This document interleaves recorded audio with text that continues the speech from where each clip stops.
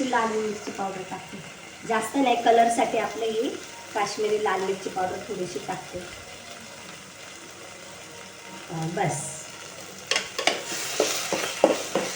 छान असं ते तेलात फ्राय करून घ्यायचं. माझ्या मैत्रिणींनी मला सांगितलेला, तुम्ही काकी सुक्कं चिकन बनवत असाल तर मला सांगा, आम्हाला पण दाखवा सुक्कं चिकन कसं बनवतात. तर माझ्या लक्षात आलं नाही, मी मसाला आधीच तयार करून ठेवलेला, कांदा लसूण मसाला, जे आपण सगळ्या भाज्यांना वापरतो तसाच तो मसाला.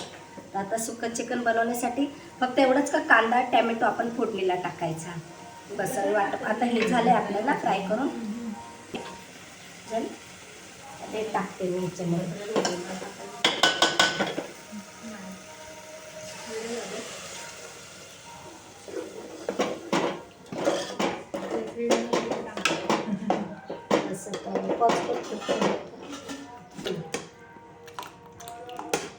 आता हे आपलं पातेलं आहे ना, छोटं पातेलं, म्हणून मी मोठं पातेलं वापरले.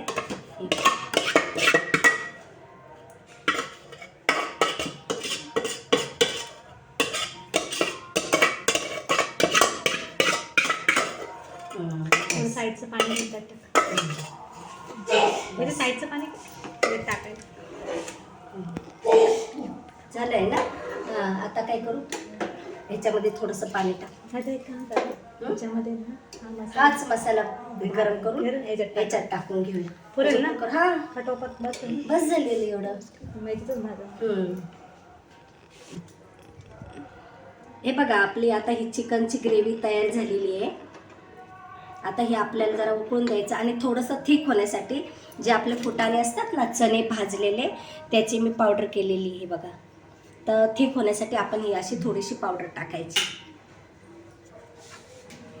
एक थिकनेस येते भाजीमध्ये आणि टेस्टही खूप छान लागते. आता ही आपली उकळल्याच्या नंतर ही सुकी अशी ग्रेव्ही आपली चिकनची तयार झालेली आहे. हे बघा, आता हे घट्ट होणार उकळल्याच्या नंतर.